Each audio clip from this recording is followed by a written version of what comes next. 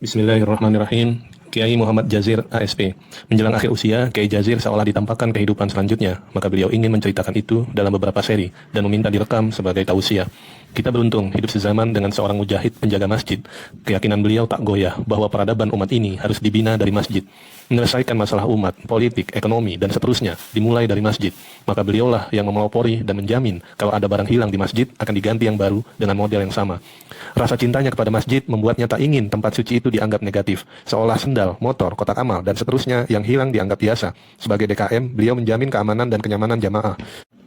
Di antara kita, termasuk yang menulis refleksi dan menayangkan tayangan ini adalah generasi Iqra, buku panduan membaca Al-Quran yang ditulis oleh Kiai Haji Asad Umam. Yang kita pelajari dulu itu adalah salah satu kontribusinya dalam memperluas skala penyebarannya.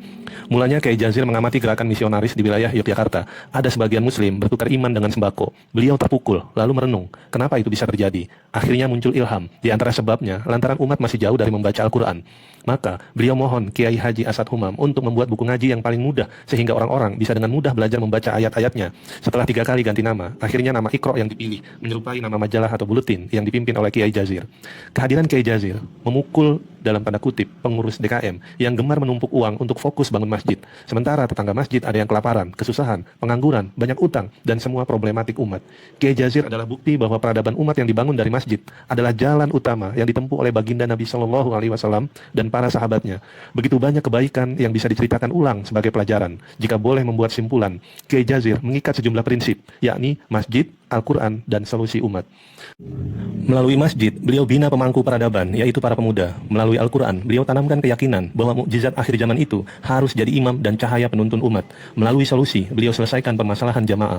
Beliau hadirkan konsep berlomba-lomba dalam kebaikan di masjid. Melalui mesin absensi berupa fingerprint, beliau memantau jamaah yang senantiasa sholat 5 waktu untuk diberikan apresiasi ke tanah suci. Beliau mengatakan, sudah membuang kunci masjid agar siapapun hamba Allah bisa beribadah. Malamnya pun dibuat terang agar kapanpun jamaah datang merasa nyaman. Siapapun yang menginap disediakan kebutuhan yang layak. Puluhan kamar mandi disediakan seperti penginapan, lalu pagi harinya disediakan sarapan agar tak ada jamaah kelaparan.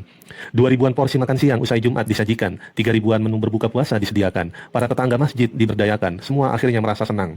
Kiai Jazir adalah tokoh besar umat ini. Makamnya didekatkan bersama pendiri Muhammadiyah, Kiai Haji Ahmad Dahlan. Di pemakaman itu, air mata tumpah dari ribuan pasang mata yang mengantarkan jenazahnya. Sementara dari depan layar gawai, jutaan umat terisak menyaksikan momen yang mengharukan, seraya mendoakan. Semua seakan ingin mengucap bahwa beliau ahlul khair.